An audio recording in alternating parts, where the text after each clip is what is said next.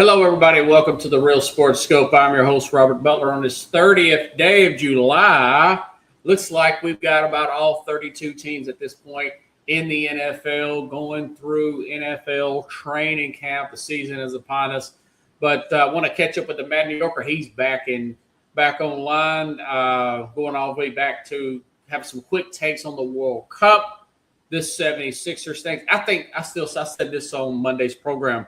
I do think this team could get to the Eastern Conference Finals, possibly get to the finals. I think it's that talented. Also go over some SEC predictions with the Mad New Yorker. Go recap a lot of stuff that I've talked about over the last two programs. So stand by, folks. We will be back here momentarily and hit the ground running here on the Real Sports Scope.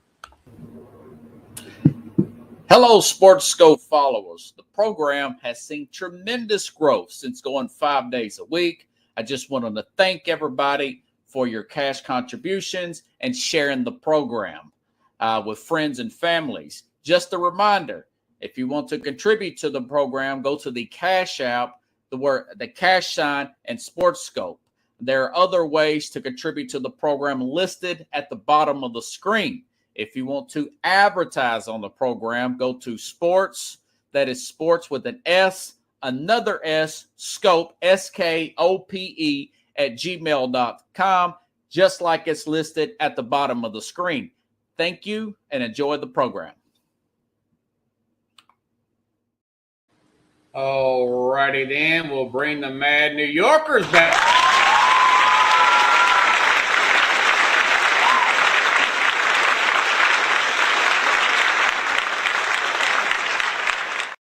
Been gone for a while. I gave you a standing ovation there. Thanks for having me on, man. Happy Thursday. Sorry. Thursday, yeah. Yeah, we got a lot of football going on right now, a lot of practices.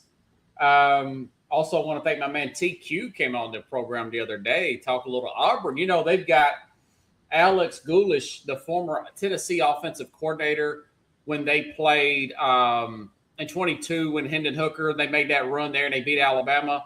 This guy comes from UCF or USF to Auburn. They're going to be a fun team to watch, man. I can't wait for this season to start. But, you know, I want to get your thoughts real quick before we go do a quick recap.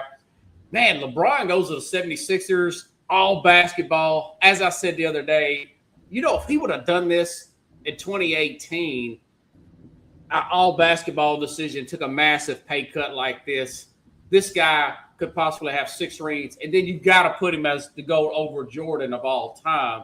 But he didn't do that. He was, you know, brand building first and with the Lakers, and of course we know what happened there. He's just got 1 ring. He's got to tie Jordan at least to be considered to be the greatest of all time. He's got the points record and everything. But I do think this 76ers team will be legit, man. With him.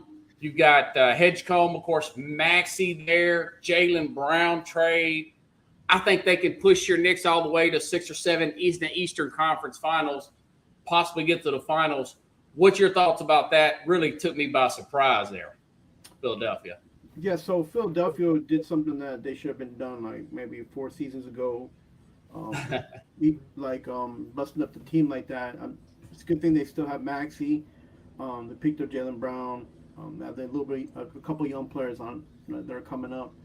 I think that the one thing they haven't done well is gotten rid of Embiid. And we always talk about this every year, every season. I keep telling you, this guy's probably not going to give you 60 games. You're like, no, he's going to be fine. He's only actually played 2 seasons more than 70 games.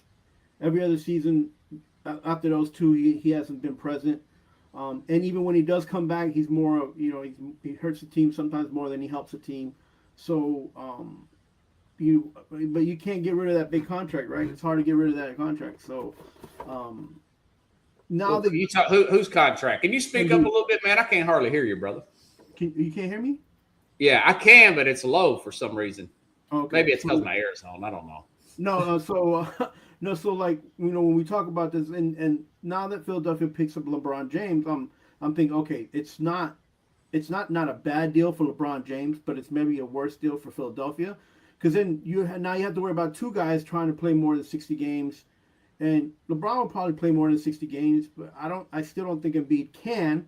And so and then you have a guy like Jaylen Brown, who last year had a great season, but he also was he was the number one starter, got most of the minutes because of the injury that was in Boston. So if Embiid can play more than 60 games, if LeBron can play more than 60 games, if Brown has another great season, how's all that going to happen if they're all going to demand the ball? They're all going to want to get their points, right? LeBron's not going to sniff at 20, like less than 20 points. And so Embiid's going to want the ball just to be part of the team, just to feel like he's fitting in and trying to do something.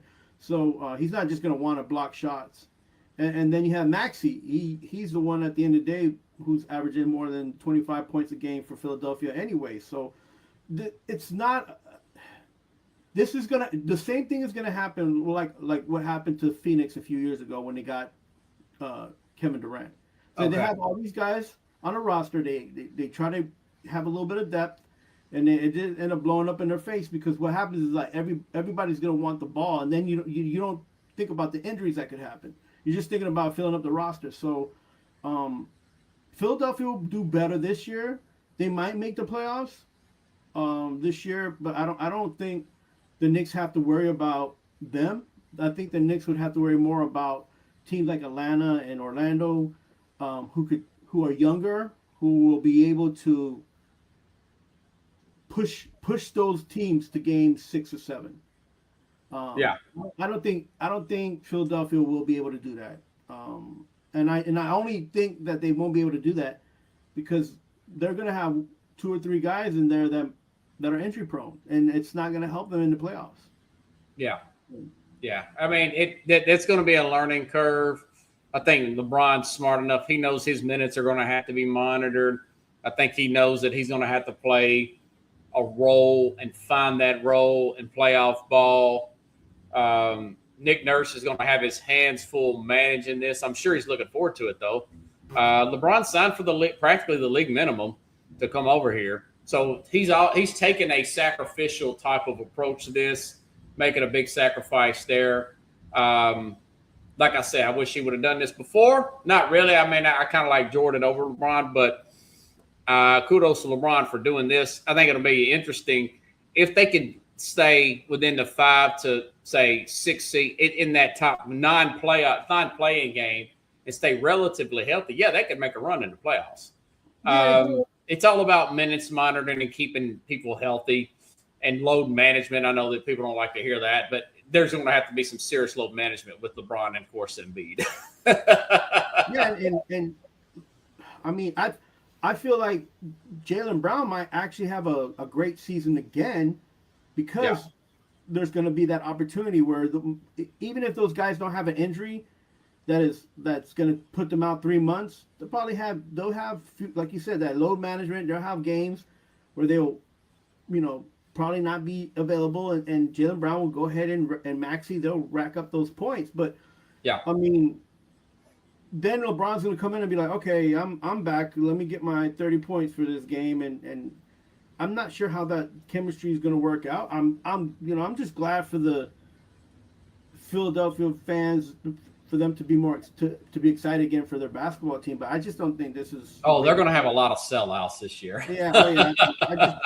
I would have gone the route of Atlanta and Orlando and tried to just get younger and get a couple of guys in there that can stay healthy, that will be be healthy but play better during, be used to playing in the back end of the season where you're like, it's not easy, right? So those guys that you name, Jaylen Brown, Maxey, LeBron James, and Embiid, if you looked at their postseason last year, they were not. It's not that they weren't healthy, but they weren't racking up points. You didn't hear about you didn't hear about 30+ games from them. Everything's about Embiid. You kind of wish they can move off Embiid, but that's a whole different topic there. Get your quick take, man. I haven't spoke to you in a few weeks there. You've been busy and family stuff and everything and delays and whatnot. Spain wins the World Cup over Argentina. What's your thoughts about that win and this World Cup as a whole this particular year? It was the first time I saw Spain go out the way they did and win something that were not star dependent.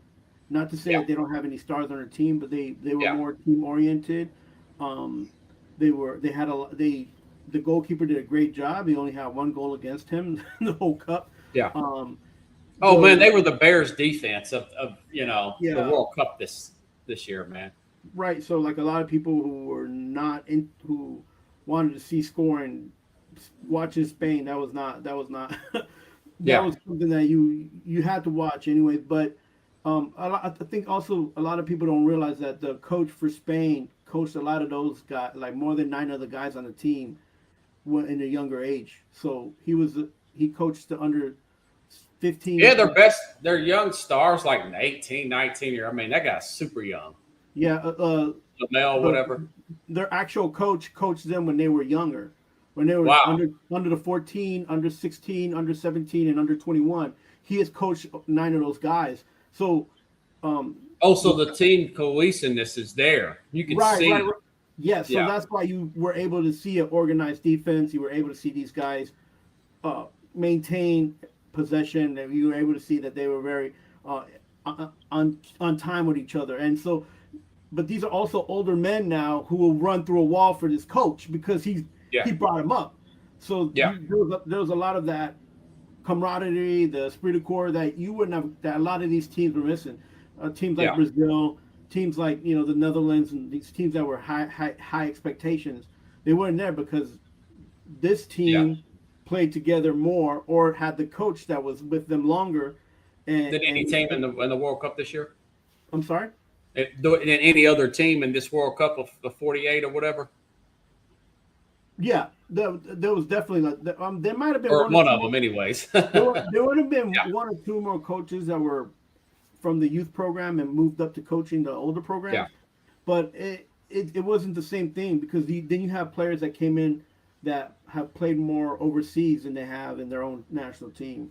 So yeah, yeah. Do you what's your thoughts on the World Cup as a whole? I thought it was a tremendous success, man, beyond anybody's wildest dreams. No exaggeration there. yeah, and the best part was the fact that being in North America with the Canada, New York, the United States, and Mexico, um, Yeah, they it made a was few rounds. Yeah, yeah, it was nice to see that all three of the countries working together despite what was going on the political side, and um, the fans were able to also move around and get to see a lot of parts of North America that they wouldn't have gotten to see if it was just located in actual one country. So um, yeah, yeah, it was really interesting, and also gave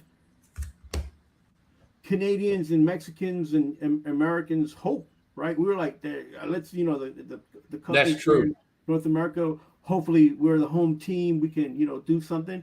And both Canada and Mexico made it as far as they did, and they did a good job. But it takes more than just being a host country, man. As well as the United States, it takes more than just being a host country. And the next World Cup will be in Portugal, Spain, and Morocco, Yeah, and that's going to be interesting. And to see if the Spanish can maintain the cup. So yeah, yeah. That's true, brother. Quick take. Listen, I think Bill Belichick. Now there was some bad news about North Carolina this week that the general manager in Lombardi's on administrative leave for something to do with an HR man, some complaint there. Not good. That being said, I do think Belichick will make a bowl game this year. I don't think he could. It could fall apart.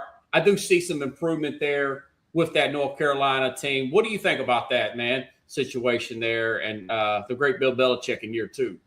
yeah, that suspension is not good. It was Not administrative leave per yeah, se. not yeah. That's not good for them right now at the moment. But none of that will affect the team as far as it being put everything that they need to on that field. I Yeah, believe that Belichick will have a run and try to get into a bowl game, and I think it's going to be a lot easier and better for him this year. Coming up, yeah, they had a lot of guys come in through the NIL window, and they let go of some people through the NIL window, and so I'm sure that the team they have now will be able to at least make a bowl game. And if it's not a big bowl game, they'll at least be invited to one. I feel like Yeah. there's enough on that team roster to try to garnish a little bit of recognition. Yeah, I think so too, man. That defense is supposed to be hot. So You think so? uh, Well, they'll be well coached. Another year with right. Belichick, I really do. People are really just taking. They're swinging at him. I think the media is doing this because he's treated the media like crap for years. But they're swinging at him like a pinata right now. Short being ready yeah. to like it looks like a pinata right now. But look, at the end of the day, it's not him. He's just calling the shots. But it's those kids, and they got to put all the game on the field, man. They got to make it happen. Yeah. It's an opportunity for them this year to do well in that conference, man, for sure. Yeah. Yeah, I think so too, man. I don't think they're going to win the conference. That would be a great story if he proved everybody wrong and they came out of nowhere and played like Miami in the ACC championship game. I don't think that'll happen, but the conference isn't great. Louisville's a little bit of a threat. Georgia Tech's pretty decent. Miami is the class of the division. I was going to ask you about Dabo Swinney. I don't think he'll be fired or step down this year, but I think next year, if they have another 7-6 season, I think there'll be discussions about that. What do you think about him? Because he's always complaining about the way who was it? Paul Bonbon said he's always talking about the way things used to be. Well, the way things aren't the way they used to be. They are the way they are now. Once you make the adjustment or move on or move out, right? Right, and I had Clemson High last year coming out. Yeah, me and you both. Keith Engel too. He told me we all got egg on our face from Clemson. Yeah, and I really thought that team had an opportunity when the injuries coming out from the quarterback. Though, again, what are you going to do? Losing to LSU week 1 when LSU had a bad situation there, that didn't help. Yeah, and so I feel like with Dabo, he has to be careful because he's going on a few years now where they're not competitive enough to be at a big bowl game, right? Do you think that you don't think he'll be fired this year at the end of this year, do you? I don't think that the people at Clemson want him gone, but I do think that if I'm Dabo Swinney, I better make good on that deal as much as possible because it just takes two people who are flipping the bill over there at Clemson to say something, and then all of a sudden the athletic director is going to get. The athletic director might get it before Dabo. You know what I'm saying? That's true. That's true. It only takes a couple hotheads that are flipping the bill over there for that university to get that fire going. So. Yeah. Last week we had the SEC championship games here. I do think Texas will rebound and get back in the SEC championship game. They've upgraded at running back. Mm-hmm. They've got this Cam Coleman guy. I was talking to my man TQ. He was ticked off about that. He was a transfer from Auburn. That's right. 5-star receiver. He's going to be playing. Something was interesting. I haven't brought this up to the audience yet, but I heard this over the last few days. What's the Texas coach's name there? Steve Sarkisian said we've had to move off guys to make room to bring in new transfers for NIL. So they're bound, and Congress is still trying to air quote work this out where they could put a salary cap on NIL and college football. But he's saying, hey, listen, we had to make some tremendous sacrifices to bring in some new transfers. They've upped their running game. They've got this big name wide receiver. They've got a big time linebacker, and they brought in they brought in this guy from they brought in a new defensive coordinator here. And I had to go back to my notes, but he was money, their new defensive coordinator, and I'm trying to get his notes here. Cam Coleman, Will Muschamp. You remember Will Muschamp? Oh, Muschamp, yeah. Yeah, he's been a head coach. He was with Auburn. I think they'll get there, but they're going to play a much better Georgia team. How do you see this championship? And listen, you're out to change. It's July, but we're having media days last week. What do you think about the SEC championship game as you see it right now? I've got Georgia, and I'll explain Georgia, but I have Texas. We'll talk about Texas first. I have Texas in that.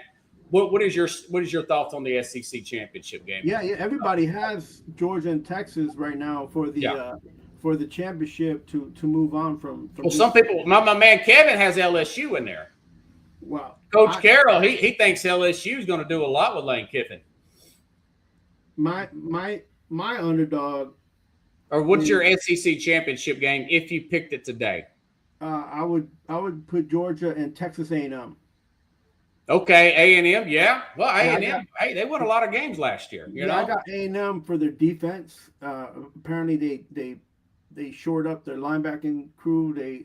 They got a young guy at the corner now, and they still got the offense that's going to be blazing, coming out with fire. So yeah, I got them as my underdog coming in over Texas. And the only reason I say that is I think that there's a lot of pressure on Texas.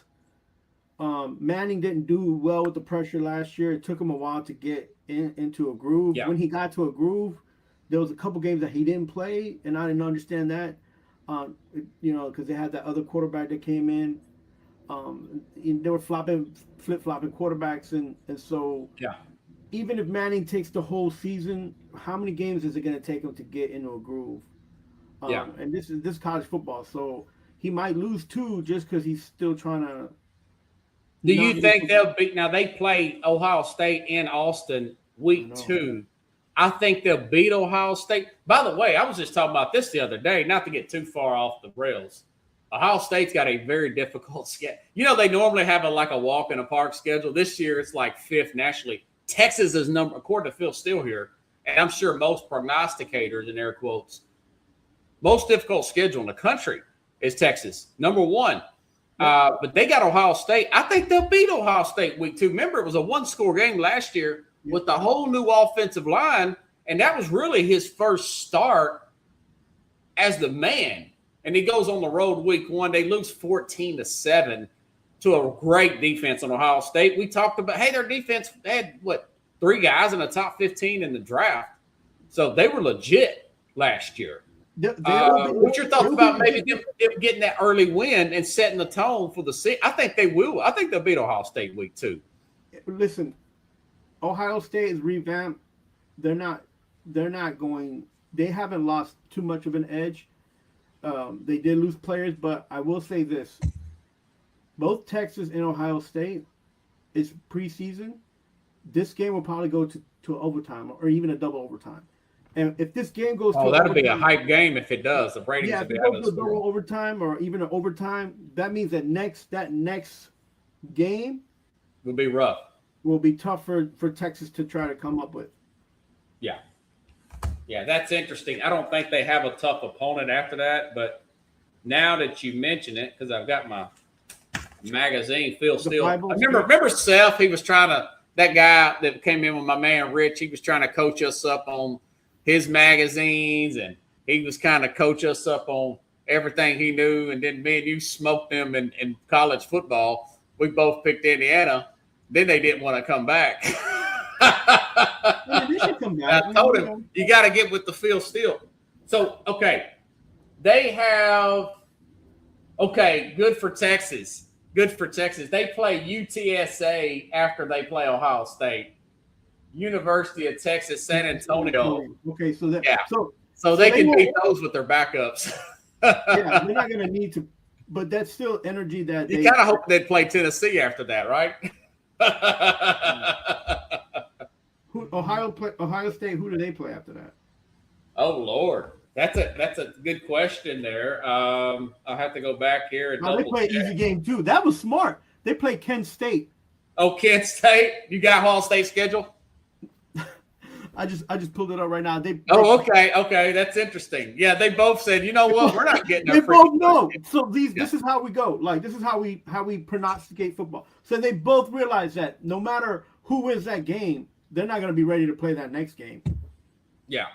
They don't want to play Oregon that after that. Yeah. They're not playing a top 20 team after they play that game. Yeah, that's smart. That was smart of them. Do you think that they could listen?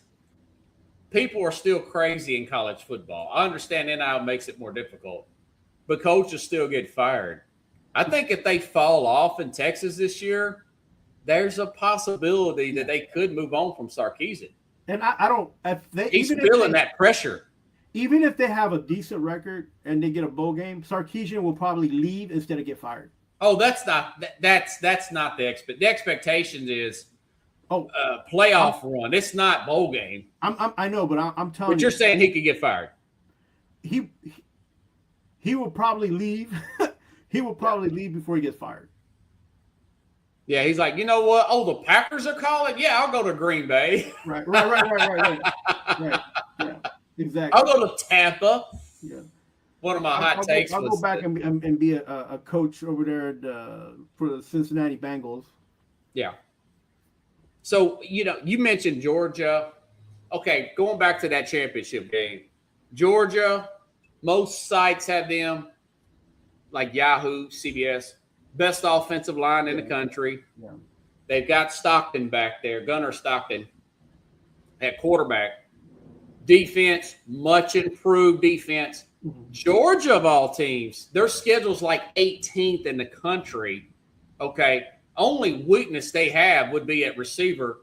They've got young, unproven receivers, but they got multiple tight ends they use. They're going to have a much better running game, much easier path, schedule. I think it's really made a clear path for them to get back to – they were 10-2 last year, and we're criticizing them. To get back to the SEC chair, I think they'll beat Texas, probably in a close one. That still don't say Texas couldn't make the playoff. Texas could still make the playoff with 3 losses. Alabama did last year. So I think that'll be fine. What's your thoughts about Georgia this year with a pretty decent path there for them? Yeah, for flying colors, I agree with what all the media is saying about Georgia, that they'll be coming out of this division, out of this conference first. That's like to me that's engraved. Put it down, pick up the bill later when they in the championship games, in the playoff games. I'm not keen on Texas, and you have people talking on the side. Ole Miss might come back and give the SEC a run. Texas A&M going to come back and give SEC a run. Do you think Marcel Reed? That's the biggest question. Going back to A&M, is he going to make that next step? And the quarterback there, Marcel Reed, right, and take them to the promised land. That's my question to you about them. So you're saying they will because they're going to get in the championship game, the conference. I think that Texas A&M will knock off Texas and sneak into the playoffs. Yeah. And I only they play at the end of the season. Yeah. I say that only because that defense, even if that quarterback can give them 21 points, that defense is going to keep that other team from getting 21 points. Like that defense is solid. They got a lot of returning guys coming in, and that's another reason Georgia is still slated to become out number one because the returning players they have. They got over 12. They'll have over 13 or 14 returning players, and all of them are 14 returning starters. One of the best lines in the country. 14, not just in the conference, in the whole country. All those guys coming back are more than 4 stars. Yes, and listen, they played well last year. And you got to give it to them, to the kids who put on the field. They played well. They put it all out there. And as much as Kirby Smart tried to do things and be creative offensively, the kids, they put it out there, and they had a good squad, and they're gonna. Most of them are coming back. And I would, and we talked about this with NIL. I would come back too. I would be like, you know what? They're gonna pay me they're gonna give me an actual salary where if I would have gone to the NFL draft, I don't know what I would have made. I don't know what team I would have gone to. So now they're coming back. They're getting their education still. That's not off the table. Yeah. You know what I'm saying? So they played, those guys played it perfectly because now they have the opportunity of making a playoff run, and they don't have to talk about winning the season. They can just focus on every game for what it's worth, and then they'll be in the playoffs because they have the best team to do that in the SEC. Yeah, I like Georgia to win this thing, and I mean Georgia's toughest road game is probably at Ole Miss on November 7th. My take on Ole Miss is I like Trinidad Chambliss as a person. I think he's got a great story, but by November 7th, Ole Miss he'll be that much farther away from Lane Kiffin. Okay, Lane Kiffin's correcting his mistakes and whatnot, and I think he'll start to fall apart as a quarterback and fall into some bad habits at that point in the season. So I think Georgia will win that game at home against Ole Miss on November 7th. I mean, they do play Oklahoma, but that's at home, and Vanderbilt's at home. Oh, wait, they do play at Alabama. Alabama's had their number. Alabama's got a freshman quarterback. By the way, boy, TikTok people are killing me for saying that DeBoer was going to get fired at the end of this season. Yeah, I think DeBoer with the $72 million buyout could very well get fired at Alabama. What do you think about, Georgia playing at Alabama? I don't think that's going to have the same – they're getting one more year away from Saban. They're going to fall farther and farther into the pits, if you ask me, Alabama. What do you think about that game and that situation? Yeah, and they're even slated this year, and the prediction is giving them 6 in the SEC. Alabama. So that's too. So you're on that train where you think he could get fired, even regardless of the buyout. Yeah, I mean, if he doesn't quit by Thanksgiving, he's gonna be fired. I'm just, I would put myself out there if I'm trying to get an NFL job. Be like, you know what, I'm out because I don't want. You want to make sure you got a job come February. You know what I'm saying? Yeah, exactly. So you're not. Or you take all that buyout money and just chill. DeBoer looked great at Washington. I didn't think he realized the Lions' den that he was going into down in Alabama, where you're following the greatest of all time. You can't run the ball in a physical school like that. That just doesn't sit well with the fans. Yeah, I think the biggest problem is the noise. I don't think it's the coaching. Because what happens is that even if he doesn't care about the noise, all them kids going to school, all the stuff in the papers, all these kids wanting to get into the NFL. Online shows like mine. They're going to get, especially if they're not mentally tough and mentally ready to be crap. You're talking about 4 and 5 star players that are being crapped on, where they were always being, pushed up and then they come to Alabama. They're expected to win. They're not winning, and then all of a sudden they're what's wrong with the program. When in essence, it's not. It's just things aren't falling into place because Saban was different. Saban, he worked with the students. Saban worked with alumni. Saban worked with the school, right? He kept everybody he kept everybody on the same perspective and in it one game at a time. And we're going to be you're going to see us in the playoffs. Yeah. And it's a tough act to follow with his, he had a program from top to bottom. And it's hard to emulate that kind of work ethic, man. And he brought in NFL coaches to recuperate from being fired, recuperate from being humiliated, recuperate from coach and rehab, rehabilitate your image. And these guys turned around and went back to another school or went back to the NFL. So, and I'm not saying that DeBoer had to do any. Nobody can beat Saban, and he had a follow-up Saban. So you're right. I feel like you're right on that, and then the expectation on these kids. How you have a university full of 5-star players on offense and defense, and you can't get ranked over 4 in your conference. Now, a lot of people's finish. Phil Steele, for example, I think he's got them 3rd in the SEC. I think he's way off here. He has them finishing, I think, 3rd. Phil Steele, I disagree.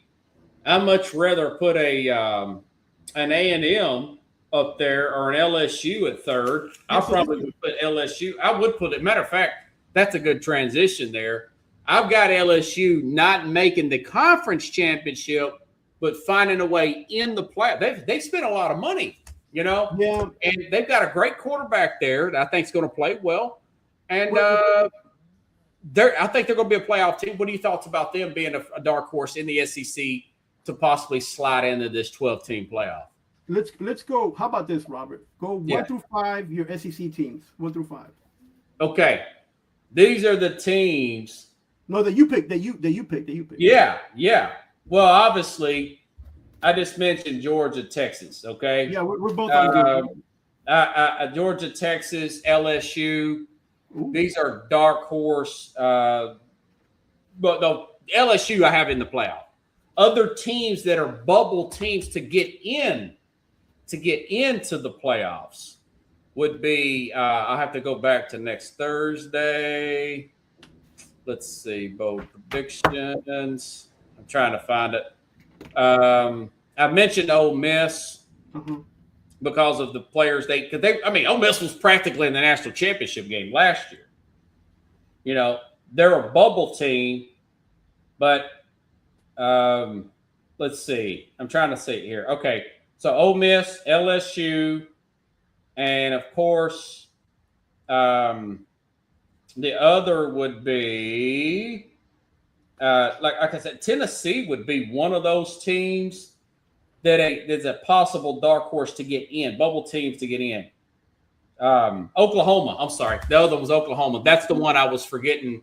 For some reason, I didn't put A&M. Okay, yeah, Texas A&M. Yeah, Texas A&M. They've got 18 starters to transfer. So I've got A&M, LSU, Ole Miss, and the very last possible double bubble team would be a Tennessee in the SEC.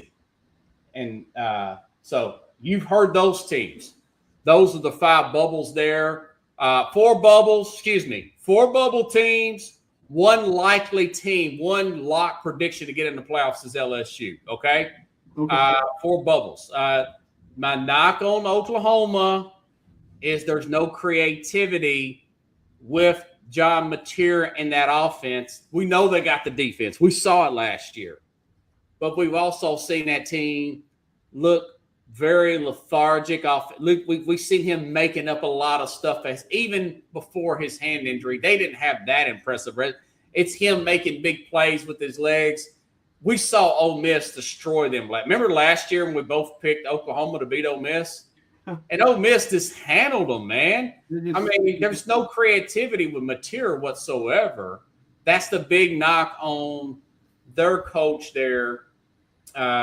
What's your thoughts about bubble teams that could get in the playoffs there from the SEC? Yeah, so my list as 1 through 5 is Georgia, Texas A&M, Texas, Oklahoma, LSU, and then UT or Alabama on the bottom. So you still have Alabama as one of those chances, huh? Yeah, on the bottom with UT. So yeah. Tennessee would be on my bubble. I don't have Alabama. And I mean, Alabama may do it. I mean, I may be way off. They got talented players. They've had a good recruiting class. Ironically, if they could fix that running game, yeah, this could be a moot point. They could be back on track. I just don't see if they're going to be able to do it, man. Plus, they've got that freshman quarterback. Same thing with Vanderbilt. They're going to start a true freshman. Vanderbilt's going to start. He's out of here in Nashville. He's a 5-star kid. He was a big get for Vanderbilt. But we saw the national championship game.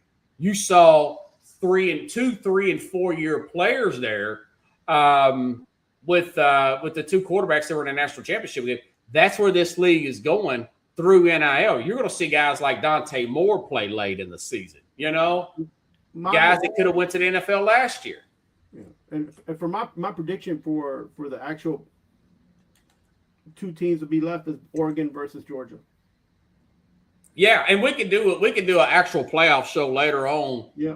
As we get closer to the season, like we did last year, we'll just pick the whole 12-team playoff. So I got Georgia winning the SEC right now. Yeah. Texas will probably make it. They'll lose the SEC even with 3 losses like Alabama did last year.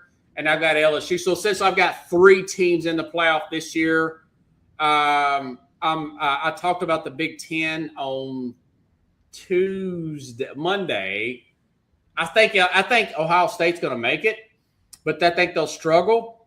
And I think Indiana could very well be right back in this thing, man. Well, most definitely. And they got a lot of guys coming back, even though they're losing Yeah. a quarterback. So Yeah, I mean, Cignetti very well may be the best coach in the country now. The best X's and O's, disciplinarian. Even though he's only got one championship, I know Kirby's got two, right? Dabo's got two and very much struggling. Rondé's got one, although he has found a way to manage all this talent. There could be a scenario where they could lose. Ohio State could lose 3 games and not make it. But I think they'll find a way to muster just 2 losses and find a way in there. But this is not an easy path for Ohio State, man. This is the toughest schedule I think they've ever had, to be honest with you. I think it's better for them to have this schedule because when they have to face Michigan, it's not going to be one of those things that it'll be easier to say, okay, Michigan has to play better to try to get to try to win that game. So yeah, 91. I can go back to their flip and do conferences here. So yeah, you're still buying in to something. A&M's got a lot of money. I don't see how they can't. I don't see how they can't turn it around and keep. As long as Reed makes that next step and don't make a bunch of big mistakes, they can win off their defense. That's a good point there. I may have undersold them a little bit, but okay. Ohio State, check this out. At Texas week 2, talked about that. I think Texas will beat them, but then they got Kent State. You mentioned Kent State, Illinois. At Iowa, those are winnable games. But October 17th at Indiana, I think Indiana could probably win that game, man, at home. They play Maryland first. Yeah, Maryland. Well, Maryland for the homecoming. Okay. Yeah, they could be caught looking ahead and lose to Maryland. I don't think so. But then after their bye week, it's at USC, Oregon, Northwestern, at Nebraska, then Michigan. So you got Michigan, at USC, Oregon after USC. That Oregon game is going to be a tough game. Oregon's got a pretty young offensive line, but they could be gelling by then because they're playing them on November 7th. So they could potentially lose. I think they'll lose to Texas. If they lose to Texas and Indiana, I think they'll win the rest of these games and find a way to slide in. But who's to say they couldn't lose at Oregon? Who's to say they couldn't lose to Michigan, who's got the new coach now? Oh, that's right. They do have a new coach. That's right. Yeah, Oregon 13-2. Oregon's have one of the better defense in Michigan with Kyle Whittingham coming over from Utah. Michigan's got UCLA at home, and then they play Ohio State the traditional game at the very end of the season. Whittingham's going to size up the defense. The running game is going to be better. I think he'll limit the mistakes there. But this young second-year quarterback here, this Bryce Underwood, who was a 5-star recruit his freshman year, I think he was the best player in the country. He was the highest-rated player in the country. He played all of this season as a freshman and not did too bad for a true freshman. That being said, Ohio State still at home. Ohio State, like Texas, will have one of the best offenses. This running back from Ohio State is going to be money. His name's Bo Jackson, like the great Bo Jackson. And we know Jeremiah Smith's going to be a top 5 pick. Him and Sayan has had a well of an off season from what I'm hearing and reading. So yeah, and I'm reading also that they, even with the offense that they have, they're still going to have a stout defense. Who's that? Ohio State? Yeah. And then you got Kirk Cinetti. I mean, a lot of the Big Ten people, by the way, they're talking a lot of trash. Vanderbilt or Georgia really need to win this national championship. Talking about they're the best conference and everything now. And I think when it comes to Ole Miss, Alabama, and LSU, they have to be careful. Those Georgia has to be careful with those teams, and Texas as well.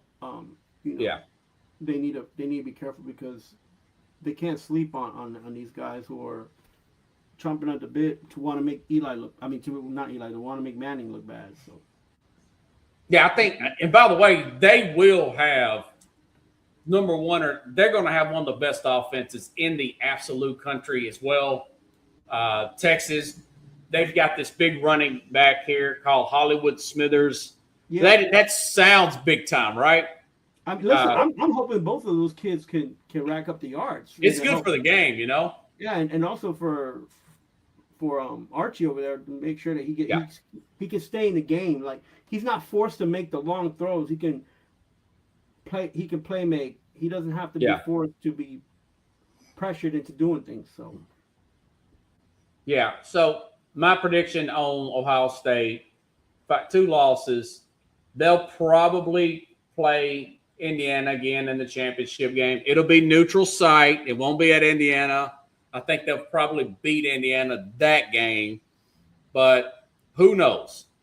Who knows? They've only got defensive side of the ball. Let me double check this. 4 players from last year. They got 2 transfers, so they have 6 starter level players according to Phil Steele. 5 new players, but they recruit well. The Ohio State, it's hard to replace 3 first-round picks on defense. And so some of these kids that come in, they're going to make a name for themselves. You know, they're like 3-4 stars. They're going to come up and they're going to make big plays. They got opportunity to make something of that scholarship that they're getting. So so you're pretty high on LSU as well. I think they'll be competitive. I think they'll Ole Miss, LSU, and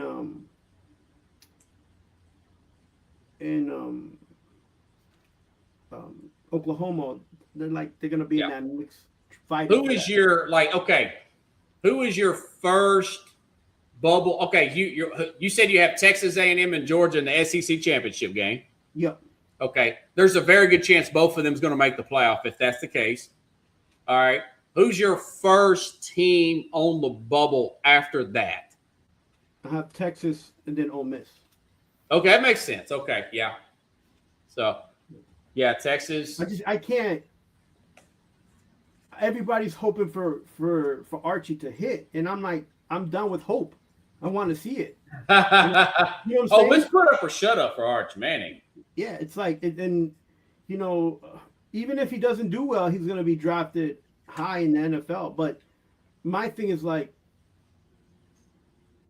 are you going to get the Archie Manning that looks like Peyton Manning at UT the year before UT won the championship, or are you going to get the Eli Manning that took Ole Miss to a bowl game and rocked it out with that team? What kind of Manning are we going to see? Are we going to see his own presence come up and he'll just be something totally different, right?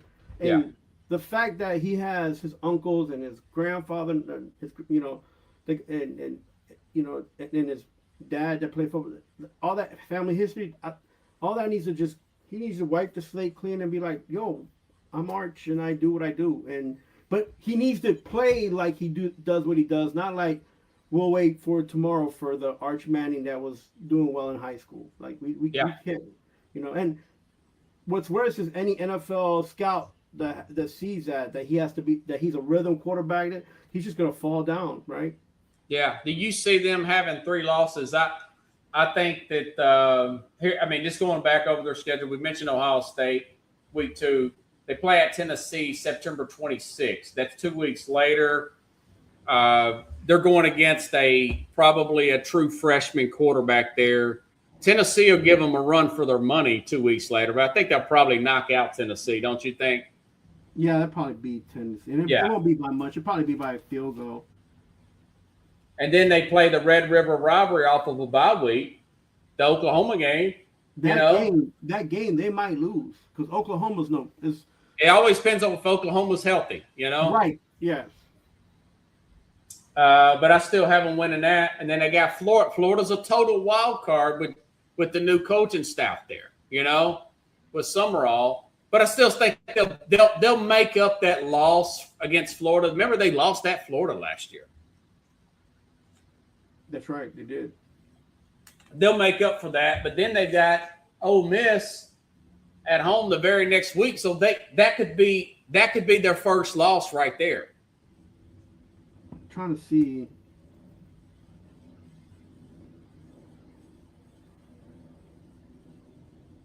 You see what I'm saying?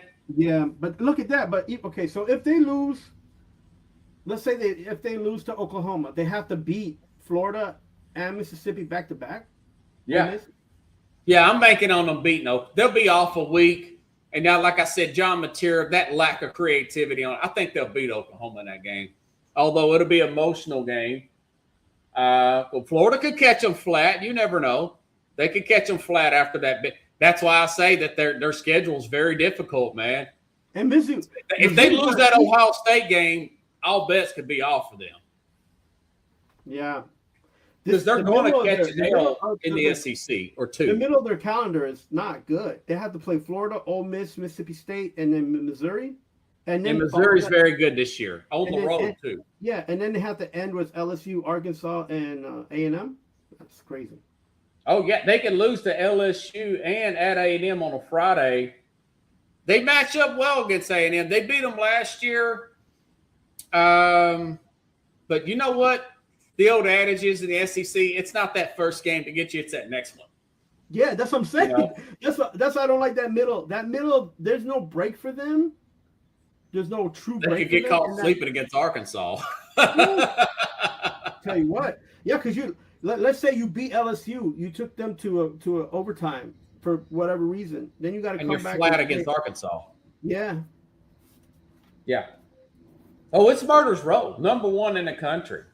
I like it. You know, we'll see. I mean, they've got depth this year. They've got a running game this year, and they've got an experienced offensive line. Again, my question is, what are we going to get from Manning? What? And if he's not, here's the thing: if he's not in tune, are they going to play somebody else? Are they willing to move him? Well, that's a story and a half. You talk about a monumental bust. If this dude gets benched this year. See, that's why and you know this is what his dad, his uncles are telling him. They're saying you don't need to listen to none of this nonsense out here. Because if he does, the pressure could just make him pop like a freaking. I think he handled it well last year. Again, think about Ohio State last year. They lost 14. Now they did get hammered by Georgia, 35-10. But that Ohio State game. 14-7, one of the best defenses in the country on the road. You know, look, they won their last 3 games. They beat Texas A&M after they got humiliated by Georgia. It's like they had to come together. Now, of course, it's at A&M on a short week. Like I said, even if they lose that A&M game, I think they'll probably lose one more SEC game, and then they'll find a way in. They'll find a way in. That don't mean that they're not going to go to overtime. You know? I know, man. I know. So If there's a team that's going to take other teams to overtime, it's Texas. Yeah. Yeah, they're really – and this guy's name is this running back that's getting a lot of talk here. Yeah, Hollywood Smothers. I mean, I got a feeling you're going to hear that name a lot coming up in the fall here. You know, but anything else you need to plug there, Chief? We'll come back to that. We'll do a 12-team playoff like we did before. It's early, man. Anything can happen. Injuries can happen. You know. Oh man, look, I'm ready for the seasons to come up. I'm ready for baseball to get down to the playoffs. I know Any predictions on the? Do you see the Yankees making any? When's the trade deadline? Next week. Monday. Yeah. There's always going to be moves made. The way Yankees do things is they'll make a move or two, and it'll probably be like guys from the minors to probably drop off some guys there just to pick up some pitching. I'm not sure what the Mets are going to do.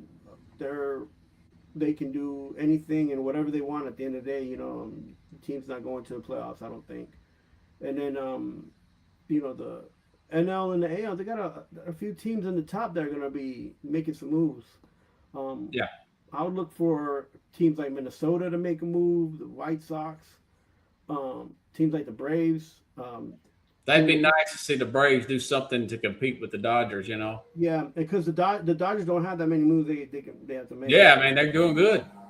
Yeah, so, except for the Otani, hopefully he gets back into things, but because I don't like seeing a playoff where he's not healthy. So yeah, is he banged up?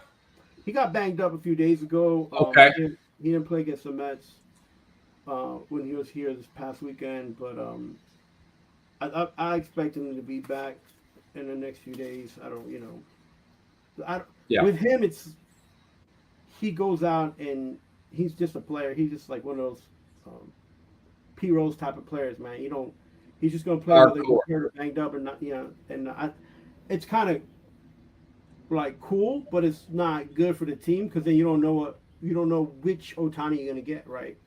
So you're gonna get guys come hammering away at hits or throwing hard as a pitcher, or you're gonna get this guy who's just gonna like kind of be a little gentle on doing things. So yeah, I got to start paying more attention to baseball now. The World Cup is passed. We ain't quite got I got about a month to pay attention to baseball. Then it's back off to football. That's why I said I wish the season ended around now and had the playoff. And like if you enjoy soccer or football, the season starts. A lot of the seasons already started for some of these around the world for club teams. Yeah, and people are going off, and some people are starting to follow some of the players that they saw, and it gets good, man. It gets busy, man. It gets busy. Yeah, so.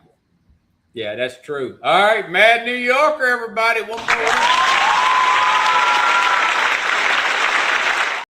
Hey, appreciate you. I didn't get a chance to ask you about Tennessee. We'll make a note. We'll talk about Tennessee football, the Vols, next week. Just remind me on that, buddy. Yeah, man. All right, buddy. Mad New Yorker again. Folks, I'll see you Monday. I'll be back here live Monday and talk about everything going on. I'll do a few replays between now and then. We'll be getting you know what? I'll make this tease. Monday I'll be breaking out a few NFL divisions, give you my prediction for that. So have a good night, everybody. Thanks for watching. If you like the show, please share the show and make sure to follow @The Real Sports Scope YouTube channel. Good night.